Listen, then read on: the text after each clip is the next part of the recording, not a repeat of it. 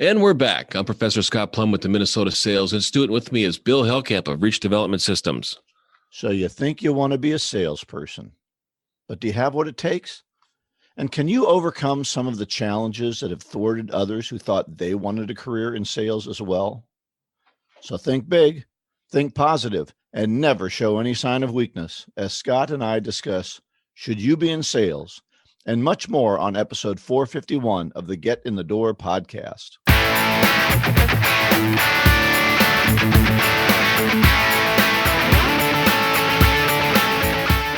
All right, Bill, we're on chapter 8 of Psycho-Cybernetics by Dr. Maxwell Maltz. This chapter was laid out nicely, but it was long. Right.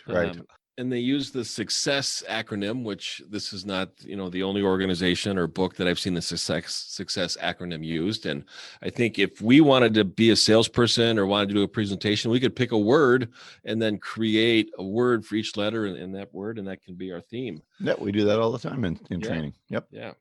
So we can just kind of start off with S as the first one, which is sense of direction. I thought this covered a lot. It was probably the shortest one. And one of the main things that I took away from it is that a bicycle maintains its poise and equilibrium only so long as we keep going forward and do something. Yep. So that's a good bicycle, is to keep moving. And I think as salespeople, we need to keep moving. We can't always just stop when we're on an airplane, flying an airplane, and fix it. We need to kind of fix it on the fly. Well, I think he talks about setting goals, and goals are those things that keep us moving forward. As I was thinking about this, I thought about, and we're in Minnesota, but you all have your own governor who's dealing with COVID in their own way. But one of the questions I have to ask myself here in Minnesota is, what's our goal? Mm-hmm. The governor keeps saying, we're going to use masks. We're not going to use masks. We're going to open. We're not going to open. And I want to know, what are the metrics? I don't know what I'm shooting for. Am I shooting for only 200 new cases? Am I shooting for only 2,000? We don't know what the goal is. And so everyone is confused because they have no sense of direction, because the leadership hasn't said, here's what we're trying to do. Right. And transferring that to a salesperson has got to be able to understand and predict all outcomes and all possibilities and all options when they're working with a prospect. The governors, it doesn't seem like they ever thought about this, or they didn't have a backup plan, or they didn't have any metrics, like you said, Bill, on what they're looking for. What is an acceptable outcome for us to be able to proceed to the next step? Right. And all that goal setting causes the team to move forward. And that's why we're in sales, we're the team, right? Mm-hmm.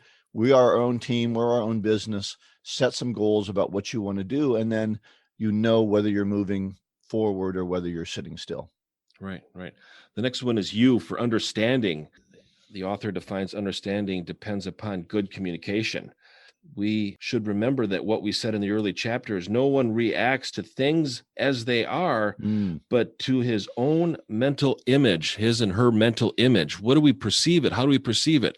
And I was involved in a meeting online last week, and they were talking about, is there just one truth? Or there's multiple truths? Well, there is one truth, but there's multiple perceptions of how we see something. Reminds me of the story of a guy who has a flat tire out on a country road. He goes to change the tire and he has no jack. So he sees a light in the distance and he says, well, maybe they'll have a jack. And he starts to walk toward the light. And as he's thinking about it, he thinks, well, maybe they'll have it. Maybe I get there and they won't have a jack. Or maybe if I get there, they'll have a jack and they won't give it to me. He keeps getting himself more and more agitated about the negative things that can happen. Right. He knocks on the farm door and the farmer says, can I help you? And he punches him in the nose and says, keep your lousy jack. And I think that's what he's talking about. We get ourselves all wrapped up in our own facts instead of just trying to think more positively about what can happen and looking for a good outcome. And we build our own judgment in our own head based on our opinion and not facts. Right. If you've ever been involved in a project and then somebody is critical of the way you did it, you go, fine, you do it next time. I'm done. And you just hand the whole thing off to them. It's like, well, that's not the way to respond. I mean, you're reacting, but that's not the way we should be responding to a situation. We should say, okay, well, what should I have done different? Right. And what then would you have done? Yep. Listen to their input, because that's the way we develop, and we get to be, we're in a position to be able to understand what their expectations are. Because the only way we disappoint somebody is not meet their expectations. So we learn what their expectations are. We get a chance to do it again, do it better, and learn something and carry it forward too. And so calm down and carry on. Right. Yeah. That's interesting. The first C. The first C is courage. Having a goal and understanding the situation are not enough. You must have the courage to act, for only by action can goals, desires, and beliefs be translated into reality.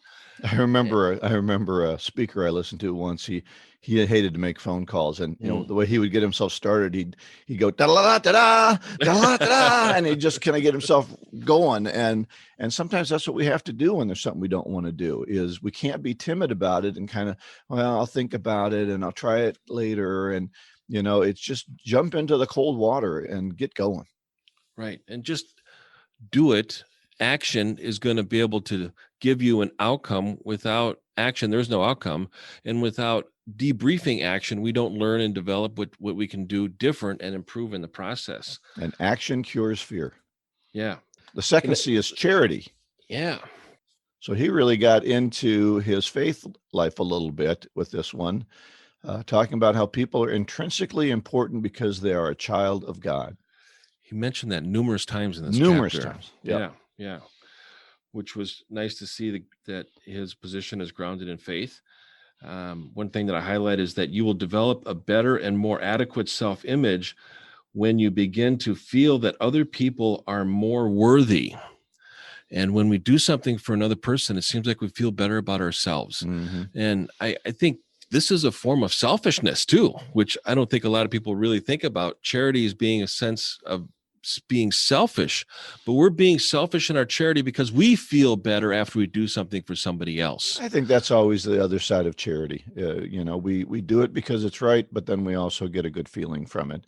And I think treating people as if they are valuable, no matter whether they make mistakes or whether they tell you no, how do you treat them when they don't meet up to your expectations? Tells you a lot about yourself. To really think about our charity as being sincere. We do it because it's the best thing for us to be able to do with our time and our gifts that we have, because we can spend it on time, treasure, and talent when we donate our charity, but do it because we do feel better, but we end up making the world and society a lot better at the same time.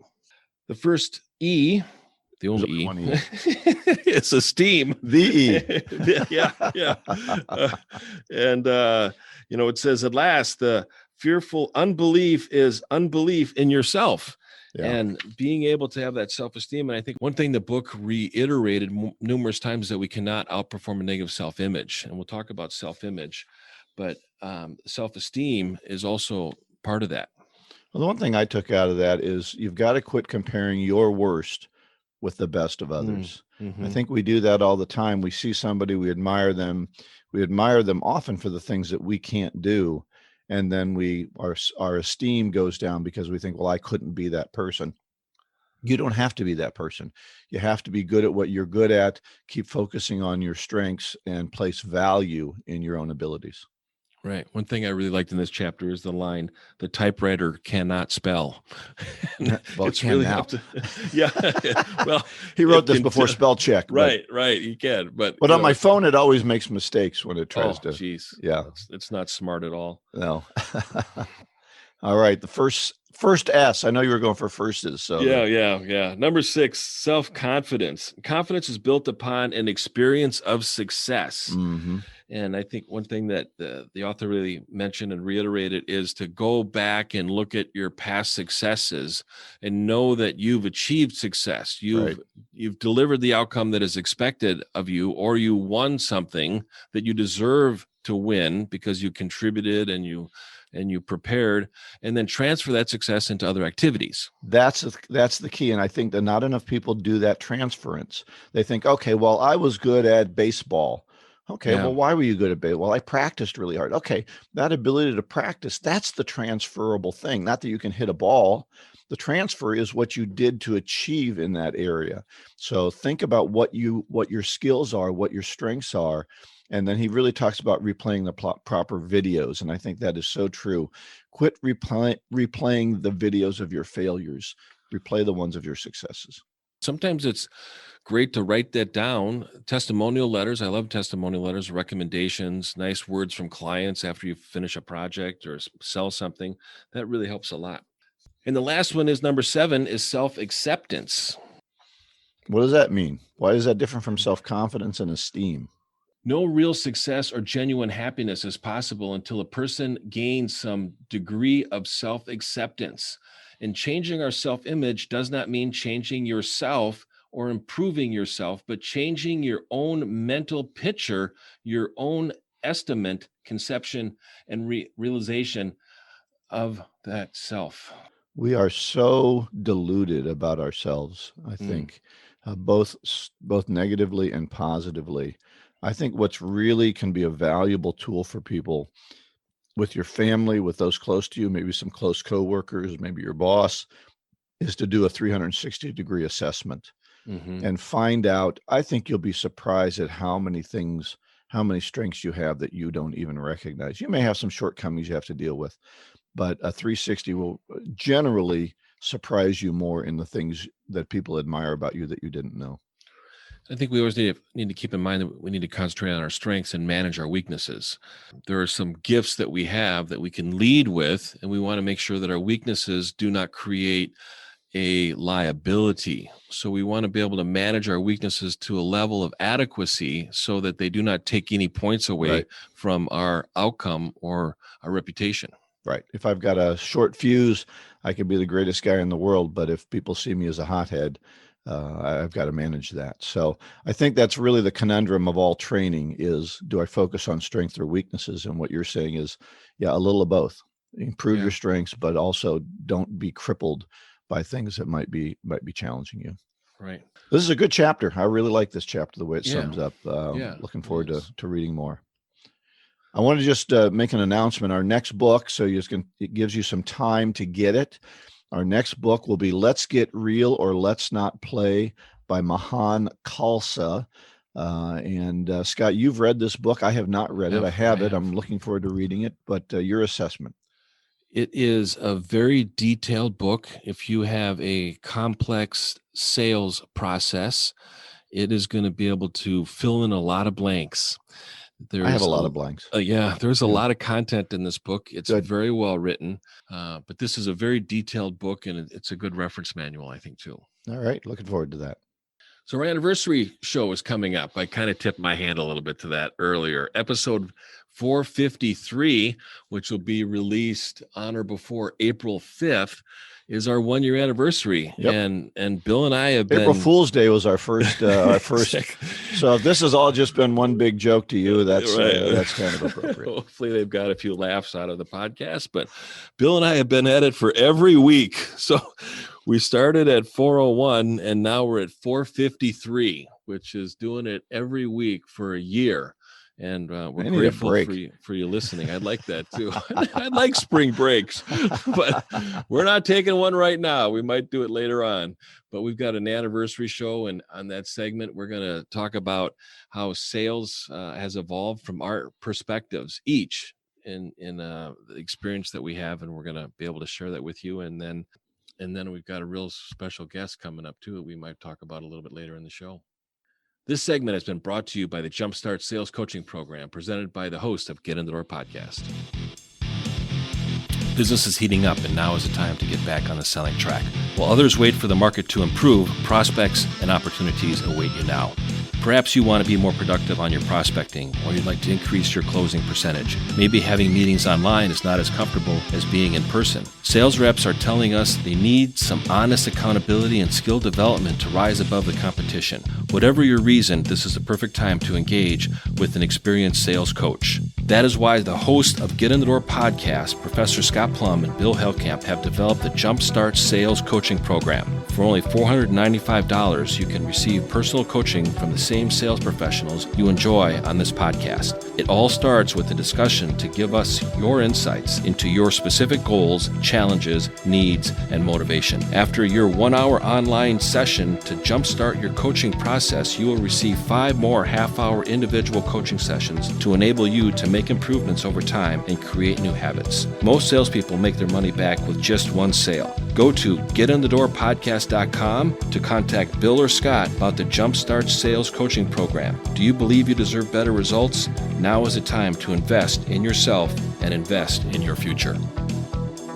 Well, our main topic today is, should you be in sales? And Scott, this one, pinged my head because I was reading Zig Ziglar's Selling 101, which I thought, let's get back to the basics here. Yeah.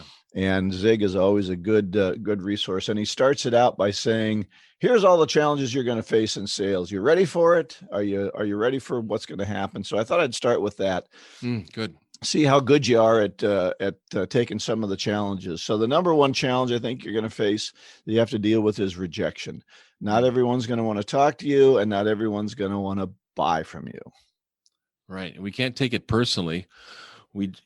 I always like the example, and I heard it from, I can't remember who shared it, so it's not mine originally, but it's like the server at a restaurant that's offering coffee to everyone. And if somebody doesn't want coffee, there's no reason for that server to take it personally. They're just not interested in coffee, or they've had enough coffee, or they don't want any coffee, or they don't drink coffee. I heard that about ketchup, and the server doesn't go in the back room and go, oh, they don't want my ketchup.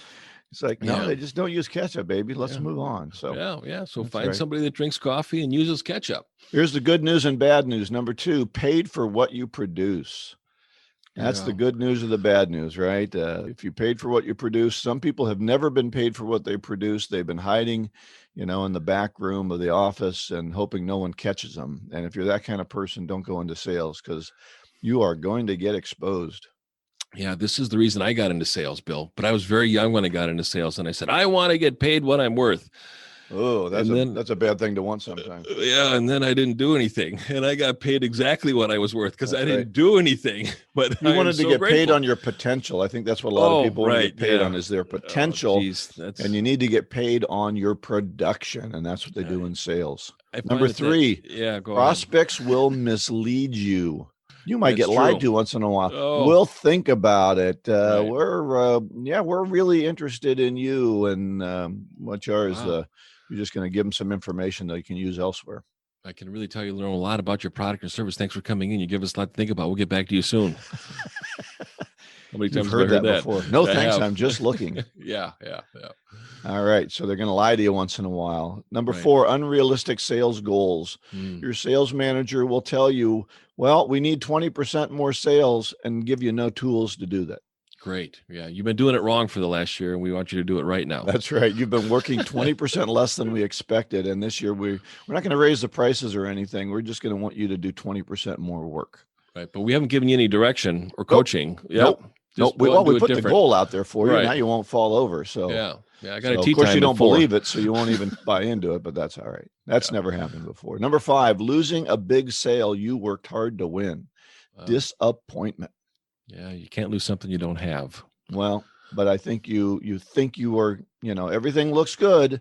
Right. And you don't know everything about the competition. And sometimes you lose a sale. So sometimes it's about the people in the process too. So we have to know it all. That's right. There's a lot going on, a lot of moving parts in a big sale. And sometimes we miss a piece. And number 6, people are suspect of your motives. They think because you're in sales, you're lying to them. Right. They envision that picture of the checkered jacket and the gold rings. You get paid on commission, don't you? Yep. So you only get paid if you sell something, right? Yep. Okay. Well, I'm guarded now. That's right. I'm going to lie to you. So let's talk about what you think some of the personality traits are. I just got 7 key ones that I wrote down. I'm sure there's a lot more. My first key personality trait is self-confidence. I think you need to be a self-motivator, self-confident, able to overcome that rejection, the lying, the things that you're going to have to deal with, the sales you're going to lose. All those mean, can you stay confident in yourself, your abilities, your product, and what's going on? And I think one of the biggest weaknesses salespeople suffer from is a high need for approval. And it's brought up in their training and their onboarding when their sales trainer says to them, people like to do business with people that they like that are like them.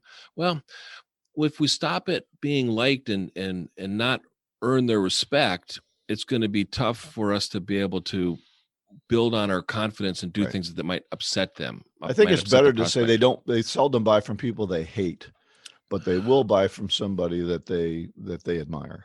Right. Yeah. And they believe. Yep. What's your first personality trait you think is important? I think they have to be energetic. They have to have a positive outlook, and they have to be able to be optimistic and commit to follow through. I think that's resilience. Yeah. Well, I'm kind of clumping a few of them together, but And we overlap a little bit. I think Yep. self-confidence and persistent overlaps with mine, which is resilient and Yeah. assertive. Yeah. So that's my second one, is persistence, right? Yeah. That ability to get those 10 calls, 15 calls, 50 calls, whatever that goal of activity is per week. I think that's where persistence really pays off. That desire to say, I'm going to get this done no matter what, even though I can't see the results right now. In calling and in prospecting, the results don't come right away. Sometimes you'll get one early on, but generally it's call, and you get better and better and figure it out. And then you start to get more traction, but you've got to persist through those weak times until things start to generate themselves. And then you can't stop, because now you start having appointments. That's a big persistent thing too, is that they stop calling because now I got appointments and I don't have time to call. Right. And that means you're going to go on the roller coaster of sales. Yeah, exactly. I think they also have to be social. They need to be, wanting to start conversations. Now, there's a little bit of a misconception about salespeople being extroverts or introverts. And I think the studies have shown that the most successful salespeople are introverts, but they know that they play a role, and the role is to be social, to be expressive. That's the big talker, right? I mean, yeah. Hey, this person would be good for sales because they really know how to talk. Right. And that's that extrovert idea. And I do think you have to be willing to be a little bit gregarious with people, but you also have to be somebody who will be thoughtful and listen. And that's my fourth one, is an active listener. You ask the question and then you want them to tell you something important. I think they also have to be very serious-minded and self-reliant. Being a salesperson is a very independent role. And you're in business for yourself. You really are. And you get paid on good judgment. I always start a class off by saying, the company that hired you based on one main attribute, and that is good judgment. Because as a salesperson, you're very independent and you have to make good time trades. And what you trade your time for has got to give you the best outcome and the most revenue for the company and the highest commission check for you. So make good time trades. And I've got some clients I work with. They give their salespeople a huge truck with it's $100,000 investment they make just in the truck. They don't, and salespeople don't think of what the company is investing in them. They're always thinking about, here's what I'm doing for you. But these companies, sometimes with the training, the time, the hiring, the equipment, they're putting quite an investment in you, and they're counting on you to use that well. And you brought up training, Bill, and I think that when a company allocates how much does it cost to bring a salesperson on, they're looking at the hard cost and not the soft cost.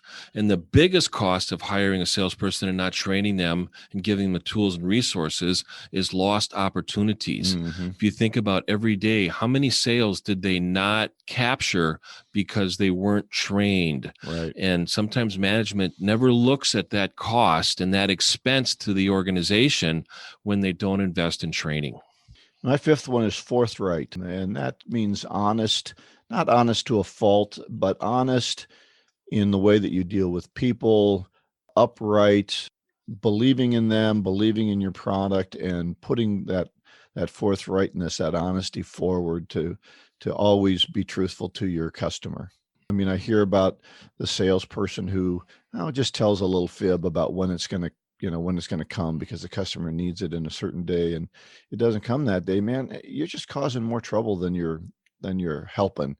Getting a sale wrongly is not going to help the organization. So you've got to be forthright. If there's a problem, if there's an issue, be forthright about it. Every competitor you have has similar problems. And when you lie about it, you're going to get in trouble.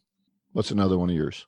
I have getting into being accommodating, which is a sense of negotiation, but overly accommodating is cutting the price to win the business. And too often, salespeople are selling excuses and price reductions to sales management. When they're better at selling it to management than hey, if we lower the price, we'll get a sale. It's like, no, we're not going to lower the price, and you're not going to make a sale. Right. Don't sell to me, the sales manager. Sell to the prospect on the value that our solution offers. And if you don't believe in the value, you shouldn't be there. If you can't justify the value of your product, and we've seen that. You've probably seen this in classes before. I had a a person in a class that had worked for a competitor, and he kept talking about how wonderful the competitor was, and they fired him at the end of the class. Said, go back and work for him. Yeah, I would too. Yeah.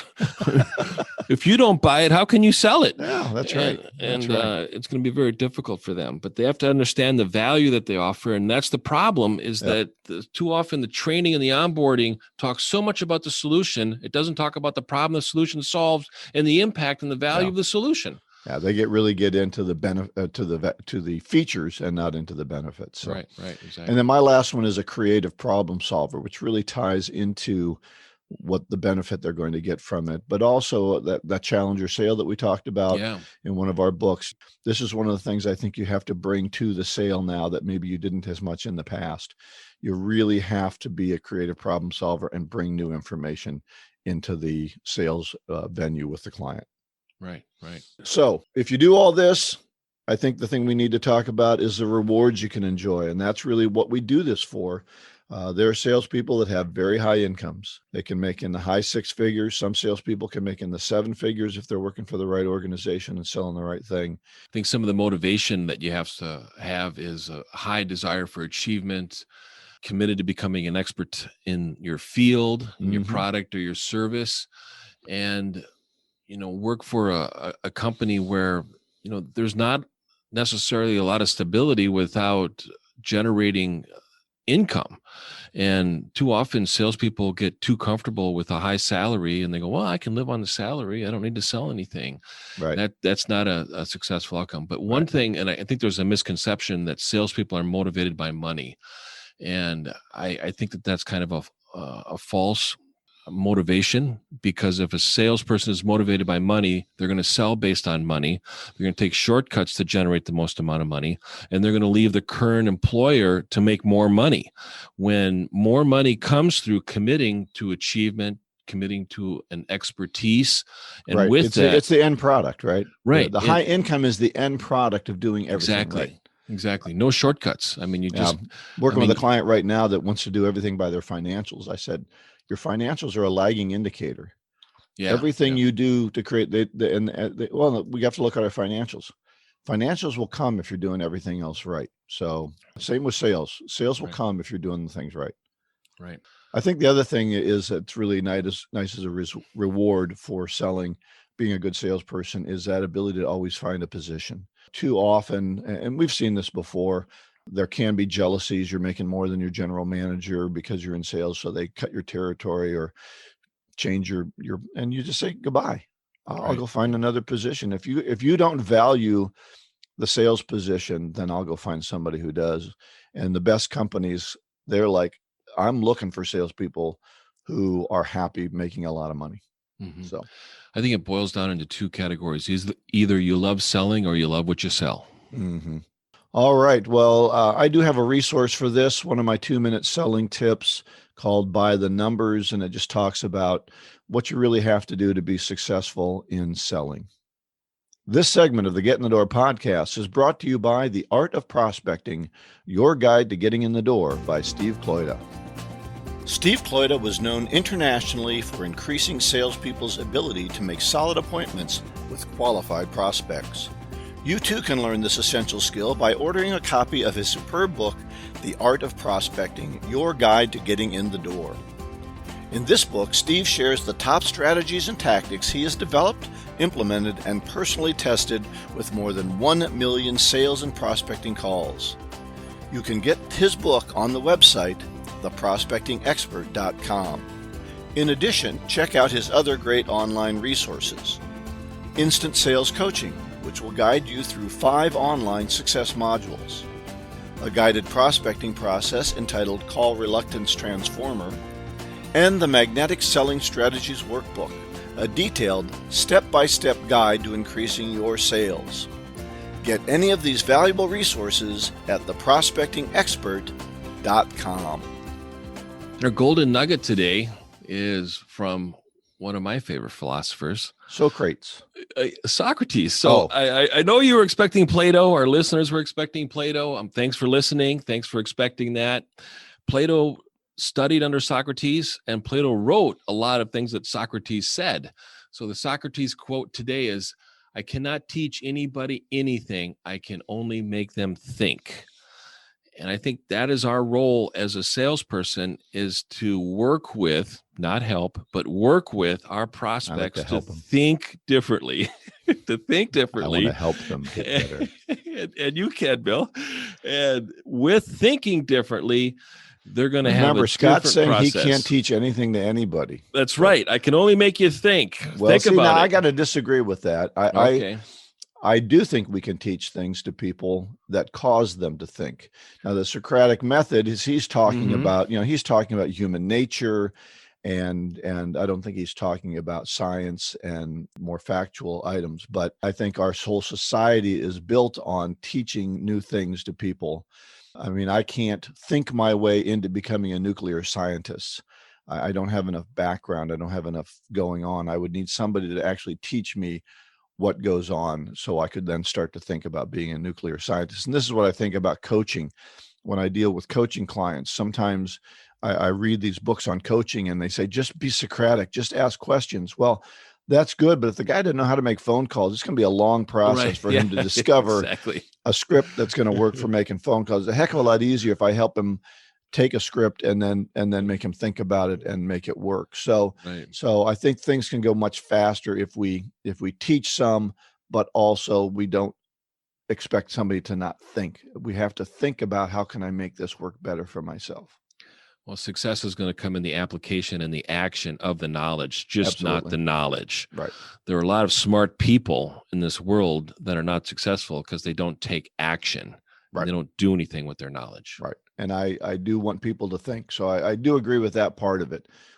People have to think. A great book, Think and Grow Rich. It doesn't say sit around your butt and grow rich. Love it. Love Think that and book. Grow Rich. All right. So if you want information on any of the things we've talked about, links to some of the resources that we have, go to getinthedoorpodcast.com. And all of this information will be in the show notes. So look for it there. And next week, we're going to talk about Chapter 9 of Psycho-Cybernetics by Dr. Maxwell Maltz, the failure mechanism, how to make it work for you instead of against you. And our topic is going to be on what is a perfect fit? What is a perfect prospect? Go out and get better one skill at a time. Joyful selling.